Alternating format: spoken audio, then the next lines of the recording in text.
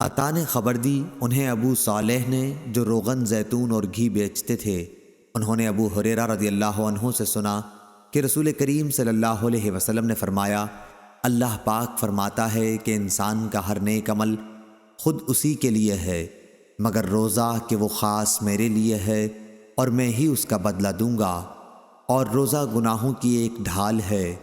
اگر کوئی روزے سے ہو تو اسے فحش گوئی نہ کرنی چاہیے اور نہ شور مچائے۔ اگر کوئی شخص اس کو گالی دے یا لڑنا چاہے تو اس کا جواب صرف یہ ہو کہ میں ایک روزے دار آدمی ہوں۔ اس ذات کی قسم جس کے ہاتھ میں محمد صلی اللہ علیہ وسلم کی جان ہے، روزے دار کے منہ کی بو اللہ تعالیٰ کے نزدیک مشک کی خوشبو سے بھی زیادہ بہتر ہے۔ روزے دار کو دو خوشیاں حاصل ہوں گی، ایک تو جب وہ افطار کرتا ہے تو خوش ہوتا ہے، اور دوسرے جب وہ اپنے رب سے ملاقات کرے گا تو اپنے روزے کا ثواب پا کر خوش ہوگا۔ صحیح بخاری حدیث نمبر 1904۔